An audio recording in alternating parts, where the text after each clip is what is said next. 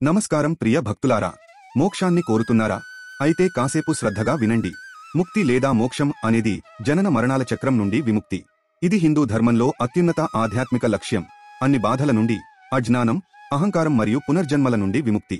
ముక్తి స్థలాలు అని పిలువబడే కొన్ని పవిత్ర దేవాలయాలు మరియు క్షేత్రాలు తమ విశేషమైన ఆధ్యాత్మిక శక్తి మరియు దైవిక ఉనికితో మోక్ష సాధనకు ఉపకరిస్తాయని నమ్మకం ఉంది. ఈ క్షేత్రాలకు యాత్ర చేయడం, అంతరాత్మతో ప్రార్థన చేయడం వలన అనేక జన్మల పాపాలు, కర్మలు శుద్ధి చేయబడతాయని విశ్వాసం ఉంది. సప్త మోక్షపురులు, మోక్షాన్ని ప్రసాదించే 7 పవిత్ర నగరాలు కాశీ, వారాణసి, అయోధ్య, మథుర, హరిద్వార్, కాంచీపురం, ఉజ్జయిని, ద్వారకా. కర్ణాటక రాష్ట్రంలోని 7 ముక్తి క్షేత్రాలు, సప్తక్షేత్రాలు కొల్లూరు, ఉడుపి, కుక్కె సుబ్రహ్మణ్య అనేగుద్దే, కుంభాషి, గోకర్ణ, కోటేశ్వర, శంకరనారాయణ. ఈ దేవాలయాల గురించి పూర్తి వివరాలకు నా బ్లాగ్ మరియు విస్తృత యూట్యూబ్ వీడియోను చూడండి. లింకులు వివరణలో ఇవ్వబడ్డాయి.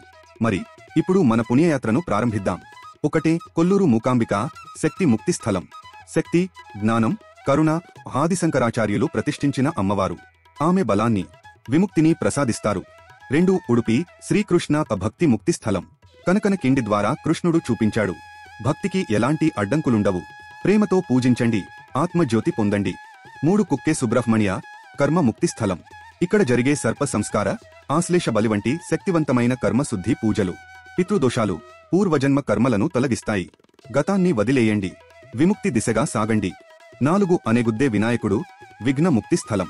ఎలిఫెంట్ హిల్ అని పిలవబడే ఈ ప్రదేశంలో వినాయకుడు ప్రతి అడ్డంకిని తొలగిస్తాడు, అభౌతికమైనదైనా, ఆధ్యాత్మికమైనదైనా.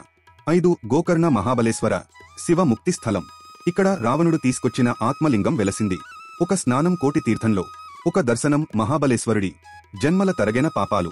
6. కోటేశ్వర తపస్ ముక్తి స్థలం. ఇక్కడ రాజు ముచుకుందుడు ఘన తపస్సు చేసి మోక్షాన్ని పొందాడు.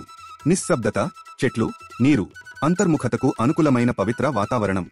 7. శంకరనారాయణ అద్వైత ముక్తి స్థలం. ఇక్కడ శివుడు మరియు విష్ణువు ఒకే తత్వంగా పూజింపబడతారు. ద్వైతం ముగిసే చోట అద్వైతం మొదలవుతుంది. అదే నిజమైన విముక్తి.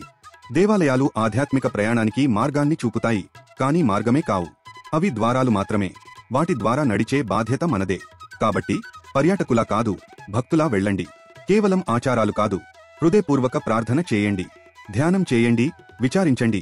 నేను ఎవరు అని ప్రశ్నించండి. దైనందిన జీవితంలో ధర్మాన్ని ఆచరించండి. సత్యం, భక్తి, జ్ఞానం కోసం ప్రయత్నించండి. మీ యాత్ర మోక్ష మార్గంలో సాగాలని ఆ పరమాత్మ ఆశీర్వదించుగాక.